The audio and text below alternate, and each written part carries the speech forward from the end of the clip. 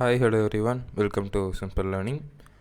இன்றைக்கி நம்ம periodic classification of elements அப்படிங்கிற சாப்டரோட செகண்ட் பார்ட் தான் நம்ம பார்க்க போகிறோம். அப்போ நம்ம பார்ட் 1ல் ஒரு மிஸ்டேக்குங்கிறது பண்ணியிருந்தோம். அதை நான் கிளாரிஃபை பண்ணிவிட்டு அதுக்கப்புறம் இங்கே வர்றேன். அதாவது நான் பார்ட் 1ல் இந்த மெட்டாலிக் ரேடியேஷன் இருக்குல்ல, மெட்டாலிக் ரேடியேஷன் இருக்குதுல்ல, நான் இங்கே மார்க் பண்ணியிருக்கேன்ல, இதுக்கு நான் ஒரு எக்ஸ்ப்ளனேஷன் கொடுத்துருந்துருப்பேன். ஒரு ஆட்டமாக இங்கேருந்து இங்கே கடன் வாங்கி இங்கே கொடுக்கும் அப்படிங்கிற மாதிரி ஒரு எக்ஸ்ப்ளனேஷன் நான் கொடுத்துருந்துருப்பேன். அந்த எக்ஸ்ப்ளனேஷனுங்கிறது இதுக்கான ஆன்சர் கிடையாது. இந்த ரெண்டுத்துக்கான ஆன்சர் அது எக்ஸ்ப்ளனேஷன் கிடையாது. இந்த எக்ஸ்ப்ளனேஷன் இப்போ நான் எதுக்கு அந்த எக்ஸ்ப்ளனேஷன் கொடுத்துருந்தேன்னா, மெட்டாலிக் பாண்ட் அதாவது அயானிக் பாண்டுனா என்ன அப்படிங்கிறத கிளாரிஃபை பண்ணுங்கிறதுக்காக நான் அந்த எக்ஸ்ப்ளனேஷன் கொடுத்துருந்தேன். இப்போ மெட்டாலிக் ரேடியஸ்னால் என்னென்னு பார்த்தீங்கன்னா, வெறும் இந்த மாதிரி இதுதான் நம்ம மெட்டாலிக் ரேடியஸ் அப்படின்னு சொல்லுவோம். அதே இது கோவேலண்ட் ரேடியஸ் அப்படிங்கும்போது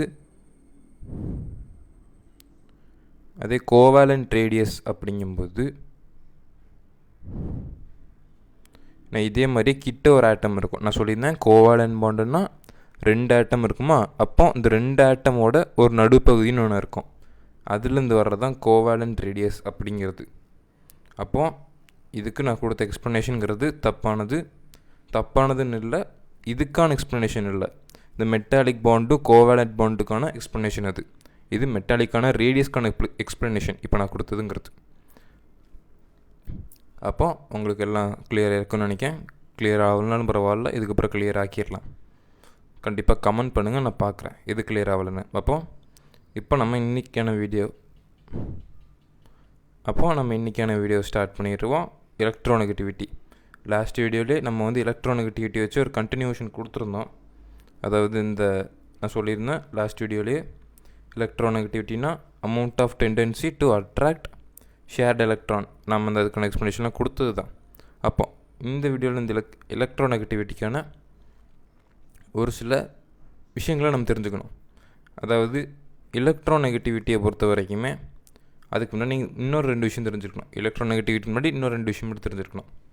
அதாவது ஒன்று அயோனிக் பாண்டை பொறுத்த வரைக்குமே 1 atom giving electron to another one make him stable. இங்கே தான் அந்த விஷயமே வருது. அதாவது 2 ஆட்டம் இருக்குது, அதில் ஒரு எலக்ட்ரானை இன்னொரு ஆட்டம் கொடுக்குது. நான் இங்கே இருக்குதா எலக்ட்ரானு, அந்த எலக்ட்ரானை இங்கே கிட்ட இருக்கிற ஆட்டம் கொடுக்குது. அப்போ எதுக்காகனா இவனை ஸ்டேபிள் கீழே இருக்கான்ல இவனை ஸ்டேபிள் ஆக்குறதுக்கு. அப்போ இந்த மாதிரி பண்ணுறது தான் அயோனிக் பாண்ட் அப்படிங்கிறது. அதே கோவேலண்ட் பாண்டுன்னா என்னதுன்னா, ஒரு எலக்ட்ரானோ பல எலக்ட்ரானோ எத்தனை எலக்ட்ரானாலும் இருந்துக்கலாம், அந்த எலக்ட்ரானை ஷேர் பண்ணி யூஸ் பண்ணுறாங்க. 2 ஆட்டம், இங்கே 2 ஆட்டம் இருக்குதா, இந்த 2 ஆட்டமும் அந்த ஒரு எலக்ட்ரானையே ஷேர் பண்ணி யூஸ் பண்ணுறாங்க. அப்போ அதுதான் கோவேலண்ட் பாண்ட் அப்படிங்கிறது.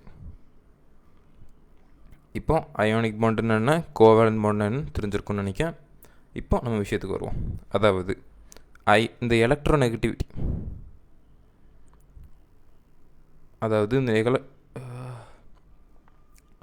அதாவது இந்த எலக்ட்ரோநெகட்டிவிட்டி அப்படிங்கிற விஷயம் நடக்கிறது அயோனிக் பாண்டில் இல்லை, கோவேலண்ட் பாண்டில் தான். கோவேலண்ட்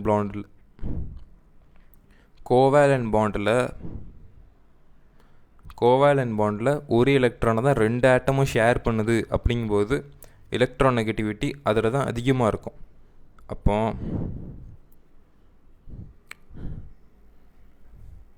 எலக்ட்ரோநெகட்டிவிட்டி அதில் தான்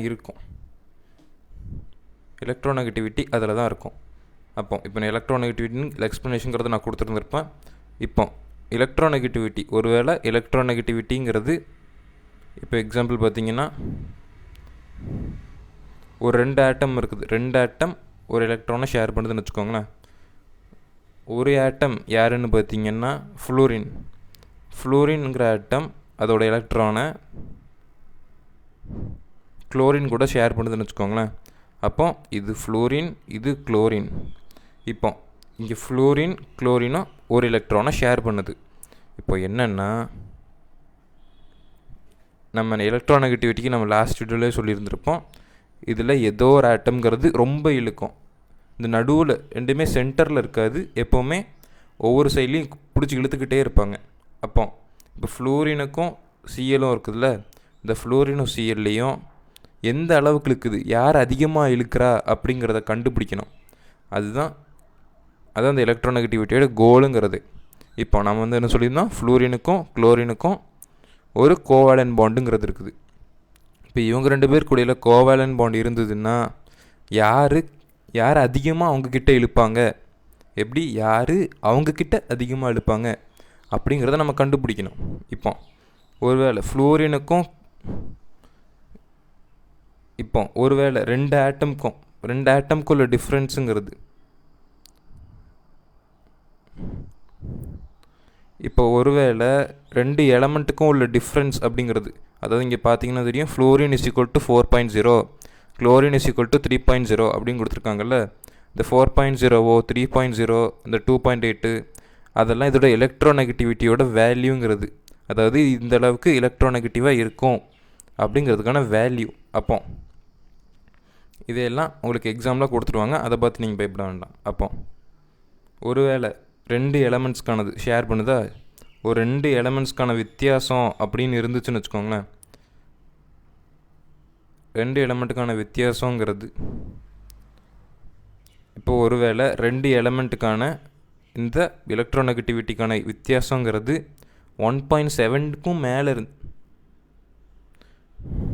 இப்போ 2 எலமெண்ட்டுக்கும் உடையில் உள்ள அந்த வித்தியாசங்கிறது, 2 எலமெண்ட்டுக்கும் உள்ள அந்த பாயிண்ட் வேல்யூ இருக்குல்ல எலக்ட்ரோநெகட்டிவிட்டி, அதோட வித்தியாசங்கிறது எக்ஸாக்ட்லி ஸ்ட்ரைட்டாக 1.7 இருந்துச்சுன்னா இது வந்து 50% அயோனிக் 50% கோவேலண்ட்.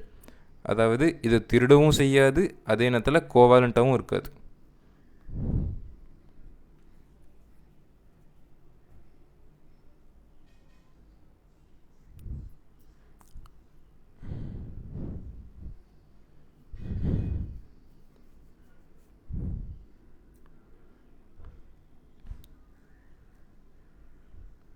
இப்போ நம்ம வந்து என்ன விஷயம்னா, இப்போ கோவேலன்ட் பாண்ட் இருக்குல்ல, கோவேலன்ட் பாண்டில் எவனாவது ஒருத்தன், நம்ம என்ன சொல்லியிருந்தோம், கோவேலன்ட் பாண்டுனா ஒரு 2 எலக்ட்ரானுங்கிறது இருக்கும். சரி, இப்போ நம்ம வந்து எலக்ட்ரோநெகட்டிவிட்டிலேருந்து ஆரம்பிக்கலாம். எலக்ட்ரோநெகட்டிவிட்டியில் நம்ம முக்கியமாக படிக்க வேண்டிய விஷயங்கிறது அயோனிக் பாண்டும் கோவேலன்ட் பாண்டும். அயோனிக் பாண்டுன்னு என்னென்னு பார்த்தீங்கன்னா, ஒரு ஆட்டமோ எலமெண்ட்டோ அதுக்கிட்ட இருக்கிற எலக்ட்ரானை கொடுத்துரும். யாருக்குன்னா இன்னொரு ஆட்டமுக்கு. அதாவது இது ஒரு ஆட்டமாக இவன் என்ன பண்ணிடுறான், இவங்கிட்ட இருக்க எலக்ட்ரான் எடுத்து கிட்ட இருக்கிற இன்னொருத்தனுக்கு கொடுத்துட்றான். இவனுக்கு இந்த ஆட்டம் இந்த எலக்ட்ரானுங்கிறது போயிடுச்சு. அப்போ இதுதான் நம்ம வந்து அயோனிக் பாண்ட் அப்படின்னு சொல்லுவோம். இதில் இதுக்கு இந்த கொடுக்கறது இல்லை. இப்போ இதில் வந்து கொடுக்குறவனுக்கு எந்த பெனிஃபிட்டுமே கிடையாது. அவனுக்கு நல்ல விஷயம் எதுவுமே நடக்க போகிறது கிடையாது. ஐயோ, இப்போ இந்த ஆட்டமோ அந்த எலமெண்ட்டோ இன்னொருத்தனுக்கு ஏன் கொடுக்குறான் அப்படின்னு பார்த்தீங்கன்னா, இங்கே கிட்டே இருக்கான்ல, கொடுக்குறவன் ஸ்டேபிள் ஆகணும் அப்படிங்கிற ஒரு மைண்ட் செட்டில் தான் அயோனிக் பாண்டுங்கிறது நடக்கும். அப்போ அயோனிக் பாண்டுனா ஒரு ஆட்டத்தில் இருக்க எலக்ட்ரானுங்கிறது ஒரு ஆட்டத்துலேருந்து இன்னொரு ஆட்டமுக்கு கொடுக்குறது, அதுதான் அயோனிக் பாண்டுங்கிறது. அதே நேரத்தில் கோவேலன்ட் பாண்டுன்னு கோவேலன்ட் பாண்டுனா ஒரு எலக்ட்ரானை 2 பேரும் ஷேர் பண்ணி யூஸ் பண்ணிக்கிறது. நடுவில் இருக்கும், இங்கே வந்து ஷேர் பண்ணி யூஸ் பண்ணிக்குவாங்க. இப்போ கோவேலன்ட் பாண்டில் தான் அந்த எலக்ட்ரோநெகட்டிவிட்டி அப்படிங்கிற விஷயமே நடக்கும். இப்போ ஒருவேளை நான் சொல்லியிருந்தோம், நம்ம வந்து லாஸ்ட் வீடியோவில் சொல்லியிருந்தோம் எலக்ட்ரோநெகட்டிவிட்டியில், அதாவது எலக்ட்ரோநெகட்டிவிட்டின்னு தெரியாதவங்களுக்கு நான் லைட்டாக சொல்லிடுறேன். அதாவது எலக்ட்ரோநெகட்டிவிட்டிங்கிறது ஒரு ஆட்டம் அது கிட்ட இருக்கிற எலக்ட்ரானை, ஒரு ஆட்டம் கோவேலன்ட் பாண்டில் இருக்க எலக்ட்ரானை எந்த அளவுக்கு அது கிட்ட இழுக்குது அப்படிங்கிறத, அதாவது எந்த அளவுக்கு அது திருட முயற்சி பண்ணுது அப்படிங்கிறது தான் எலக்ட்ரோநெகட்டிவிட்டி அப்படிங்கிறது. இப்போ இதுதான்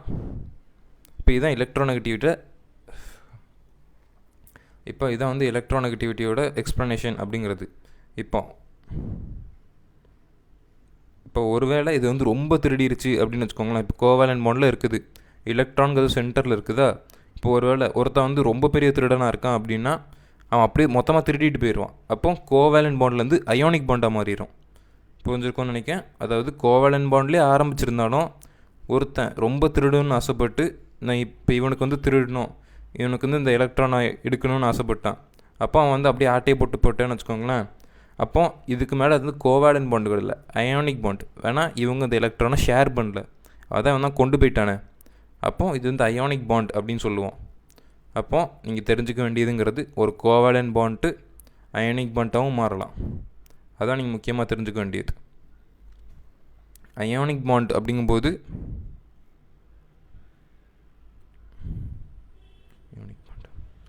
இங்கே நான் அயோனிக் அப்படின்னு சொல்லும், இங்கே நான் வந்து அயோனிக் பாண்ட் இல்லை, வெறும் அயோனிக். அயோனிக்குங்கும் போது திருடிட்டு போயிடும் அப்படிங்கிற ஒரு அர்த்தம் தான். அதே கோவேலண்ட்டுங்கும் போது சேர்ந்தே இருக்கும் அப்படிங்கிற ஒரு அர்த்தத்துக்கு நீங்கள் வாங்க. இப்போ நம்ம வந்து மெயினான விஷயத்துக்கு வரோம். எலக்ட்ரோநெகட்டிவிட்டியில் ஒருவேளை எலக்ட்ரோநெகட்டிவிட்டி அப்படிங்கும்போது உங்கள் எக்ஸாம் பேப்பரில் எப்படி கொடுத்துருப்பாங்கன்னா, ஃப்ளோரின் = 4.0, குளோரின் = 3.0 அப்படிலாம் கொடுத்துருக்காங்கல்ல. இதெல்லாம் என்னென்னு பார்த்தீங்கன்னா எலக்ட்ரோநெகட்டிவிட்டி. ஃப்ளோரினுக்கு வந்து 4.0 எலக்ட்ரோநெகட்டிவிட்டி இருக்குது, குளோரினுக்கு 3.0 இருக்குது, அப்புறம் புரோமினுக்கு 2.8, அந்த மாதிரி உங்கள் எக்ஸாமில் கொடுத்துருவாங்க. இதை வச்சு நீங்கள் என்ன கண்டுபிடிக்கணும்னு சொல்லுவாங்கன்னா, இது வந்து அயோனிக்கா கோவாலண்ட்டா அப்படின்னு கேட்பாங்க. இதை நம்ம எப்படி கண்டுபிடிக்கணும்னு பார்த்தீங்கன்னா, ஒருவேளை இப்போ வந்து ஃப்ளோரினோ குளோரினோ ஒரு கோவேலன்ட் பாண்டில் இருக்குதுன்னா, குளோரின் ஒரு கோவேலன்ட் பாண்டில் இருக்குதுன்னா, இது வந்து எப்படி கண்டுபிடிக்கலாம்? இவங்க வந்து அயோனிக்கா இல்லை கோவேலண்ட்டா, அதாவது திருடுற எண்ணம் இருக்கிறவனா இல்லை ஒன்றா சேர்ந்து வேலை பார்க்கலாம் அப்படிங்கிற எண்ணம் இருக்கவனா அப்படிங்கிறத எப்படி கண்டுபிடிக்கலாம்? ஒருவேளை இவங்ககிட்ட இருக்க டிஃப்ரென்ஸ் இருக்குல்ல, நான் இங்கே 4.0, ஃப்ளோரினுக்கு 4.0, குளோரினுக்கு 3.0வா? இப்போ ஒருவேளை இவங்க 2 பேருக்குள்ள டிஃப்ரென்ஸுங்கிறது 1.7, எக்ஸாக்டாக 1.7 அப்படின்னு இருந்துச்சுன்னு வச்சுக்கோங்களேன். அவங்க அயோனிக்காகவும் இருப்பாங்க, கோவேலண்ட்டாகவும் இருக்காங்க, 50-50 ரெண்டுமே இருப்பாங்க. அப்போது ஒருவேளை இவங்க 2 பேருக்குள்ள வித்தியாசம், இவங்க 2 பேருன்னு இல்லை, ஜெனரலாக இவங்க ஒரு 2 ஆட்டம்குள்ள வித்தியாசங்கிறது 1.7 இருந்துச்சுன்னா, அப்போது எக்ஸாக்ட்லி 1.7 இருந்துச்சுன்னா அப்போ அவங்க 50% அயோனிக்காகவும் இருப்பாங்க, 50% கோவேலண்ட்டாகவும் இருப்பாங்க. ஒருவேளை டிஃப்ரென்ஸுங்கிறது லெஸ் தேன் 1.7 இருந்துச்சுன்னா, 1.7 விட கம்மியாக இருந்துச்சுன்னா, 1.7க்கு பதிலாக 1.6, 1.5, 1.4 அந்த மாதிரி அப்படி கீழே போயிட்டு இருந்துச்சுன்னா அவங்க வந்து மோர் கோவேலண்ட்டாக இருப்பாங்க. லோ ஸ்டீல் ஆட்டையை போடுறதுக்கு அவ்வளோ ஆசைப்பட மாட்டாங்க. அது போல் கரெக்டாக ஷேரிங் இஸ் கேரிங்கிற மாதிரி ஷேர் பண்ணி பார்ப்பாங்க. ஒருவேளை டிஃப்ரென்ஸுங்கிறது 1.7 விட அதிகமாக இருந்ததுன்னா, அப்போ அதாவது ஹையர் தென் 1.7, 1.8, 1.9 அந்த மாதிரியெல்லாம் போயிடுச்சுன்னா அவங்க வந்து அயோனிக்காவாக தான் இருப்பாங்க. அதாவது அவங்க அந்த குரூப்பில் இருக்க ஒருத்தனுக்கு வந்து நிறைய திருடணும், அந்த கோவேலன்ட் பாண்டில் இருக்க எலக்ட்ரான் இருக்குதுல்ல, 2 பேரும் ஷேர் பண்ணி யூஸ் பண்ணிக்கலாம்னு சொன்ன ஒரு எலக்ட்ரானு, அதை திருட பார்ப்பாங்க அதிகமாக. அப்போ டிஃப்ரென்ஸுங்கிறது 1.7 இருந்துச்சுன்னா அவங்க 50% அயோனிக்கு, 50% கோவேலண்ட்டு. ஒரு டிஃப்ரென்ஸுங்கிறது 1.7 கம்மியாக இருந்ததுன்னா அவங்க வந்து மோர் கோவேலண்ட். அவங்க வந்து இந்த எப்போவுமே ஷேர் பண்ணி யூஸ் பண்ண தான் பார்ப்பாங்க, திருட பார்க்க மாட்டாங்க. ஒரு டிஃப்ரென்ஸுங்கிறது 1.7 விட அதிகமாக இருந்துச்சுன்னா 1.8, 1.9 அந்த மாதிரிலாம் இருந்துச்சுன்னா அவங்க வந்து மோர் அயோனிக். அவங்க வந்து திருடுற எண்ணம் இருக்கிறவங்கள தான் இருப்பாங்க. அப்போ இதான் நீங்கள் எலக்ட்ரோநெகட்டிவிட்டியில் நீங்கள் தெரிஞ்சுக்க வேண்டியதுங்கிறது. இப்போ நம்ம வந்து ஃப்ளோரின் இந்த குளோரின் இந்த கேஸ்க்கு வருவோம். இப்போ ஃப்ளோரின் பார்த்தீங்கன்னா 4.0வா, இவன் 3.0. இப்போ நமக்கு டிஃப்ரென்ஸ் என்னது? 1.0ங்கிறது டிஃப்ரென்ஸாக வருது. அப்போ 1.0ங்கிறது லெஸ் தேன் 1.7, 1.7 விட கம்மி தான் இந்த 1ங்கிறது. அப்போ நம்ம சொல்லலாம் இவங்க வந்து மோர் கோவேலண்ட், நம்ம வந்து ஷேர் பண்ணி யூஸ் பண்ணிக்கலாம் அப்படிங்கிற ஒரு மைண்ட் செட்டில் இருக்கவங்க. ஒருவேளை டிஃப்ரென்ஸுங்கிறது ஹையர் தேன் 1.7, 1.7 அதிகம், யாரை சொல்லலாம்?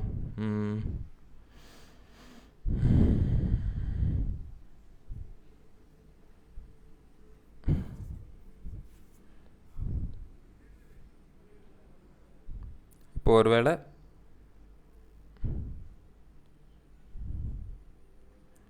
எக்ஸாம்பிள் ஃப்ளோரினும் எண்ணெயும் எடுத்துக்குவோம். இப்போ ஃப்ளோரினுக்கும் எண்ணெய்க்கும் உள்ள டிஃப்ரென்ஸுங்கிறது 3 கிட்ட இருக்குது. 3ங்கிறது ரொம்பவே அதிகமான நம்பர். அப்படிங்கும்போது இவங்க வந்து மோர் அயோனிக். அதாவது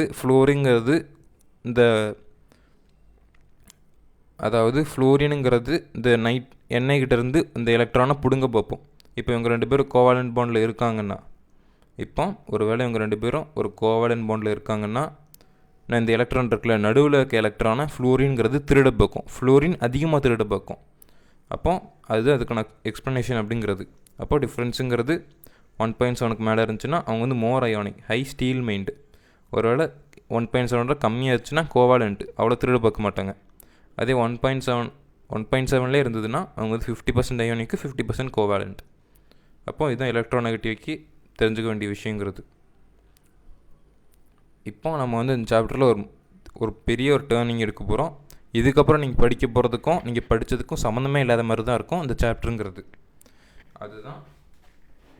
அதுதான் ஓர்ஸ் அப்படிங்கிறது.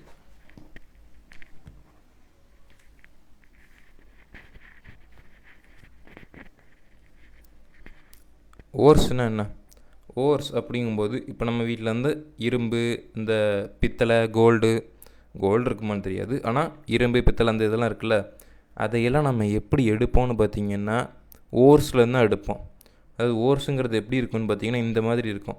அதாவது இப்போ நீங்கள் இந்த இமேஜில் பார்த்திங்கன்னா தெரியும், கல்லும் இருக்கும், கல் கூட இந்த கோல்டன் கலரில் மினுத்துட்டு இருக்குதா, இதை நம்ம வந்து கோல்டு ஓர் அப்படின்னு சொல்லுவோம். இப்போ இந்த மாதிரி கோல்டு ஓர்லேருந்து நம்ம வந்து எக்ஸ்ட்ராக்ட் பண்ணி எடுப்போம். கோல்டு ஓர்லேருந்து இந்த மாதிரி இருக்கும் கோல்டு ஓருங்கிறது, அதுலேருந்து எக்ஸ்ட்ராக்ட் பண்ணி நம்ம வந்து இப்போ நம்ம யூஸ் பண்ணுறோம்ல அந்த மாதிரினா கோல்டுங்கிறத நம்ம வந்து எடுப்போம். இப்போ இது வந்து கோல்டு ஓரா, இதே மாதிரி அயன் ஓர் இருக்குது, காப்பர் ஓர், அலுமினியம், அந்த மாதிரி நிறைய விதமான ஓருங்கிறதும் அந்த மாதிரி நிறைய விதமான ஓர்ஸ் அப்படிங்கிறதும் இருக்குது. இப்போ நான் காமிச்சது கோல்டோடது தான். அப்போ இதுதான் ஓர்ஸ் அப்படிங்கிறது. இப்போ ஓர்ஸில் மொத்தம் 3 விதமான கெமிக்கலி 3 விதமான ஓர்ஸுங்கிறது இருக்குது. இப்போ நான் சொல்ல போகிறதெல்லாம் கெமிஸ்ட்ரியிலேருந்து தான் வரும், நம்ம வந்து பார்த்தோன்னே கண்டுபிடிக்க முடியாது. அப்போ கெமிஸ்ட்ரிக்குள்ளேயே போவோம். ஓர்ஸ்லேயே மொத்தம் 3 விதமான ஓர்ஸுங்கிறது இருக்குது கெமிக்கலி.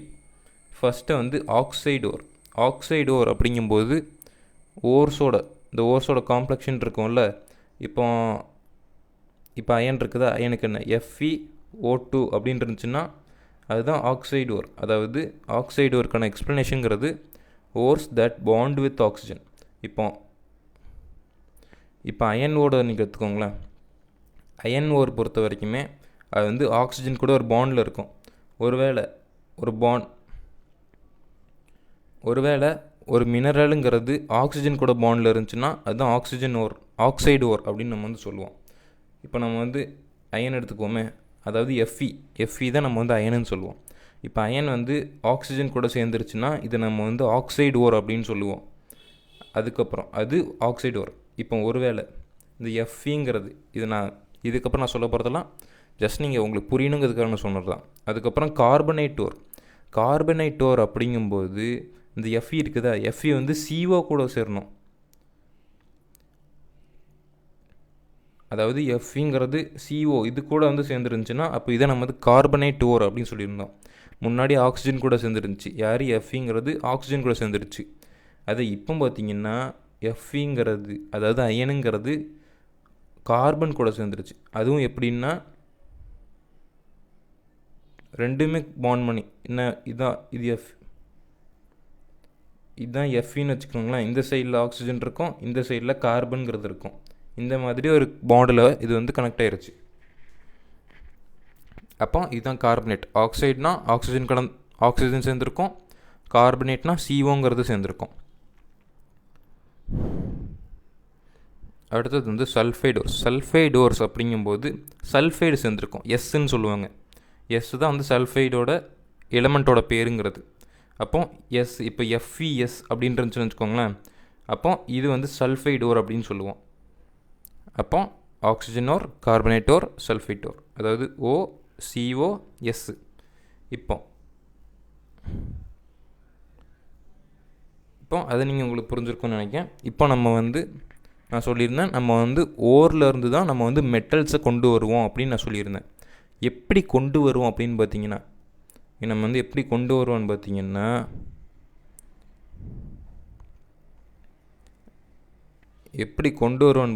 ஒரு 2 ஸ்டெப்பு மூலயமா தான் நம்ம வந்து ஆக்சைடு ஓர் ஃபஸ்ட் நம்ம வந்து நான் அவன்கிட்ட வந்து சொல்லியிருந்தேன். அதாவது ஓரை வச்சு தான் நம்ம வந்து மெட்டல் அப்படிங்கிறத நம்ம வந்து உருவாக்க முடியும்னு நான் சொல்லியிருந்தேன்னா. இப்போ அது எப்படி உருவாக்கும்னு பார்த்திங்கன்னா மொத்தம் ஒரு 3 மெத்தட் அப்படிங்கிறது இருக்குது, 3 விதமான ஸ்டெப்ஸுங்கிறது இருக்குது. இந்த 3 விதமான ஸ்டெப்ஸுக்கு நம்ம ஃபஸ்ட்டு ஸ்டெப்பில் நம்ம பண்ணுறோம் அப்படிங்கிறது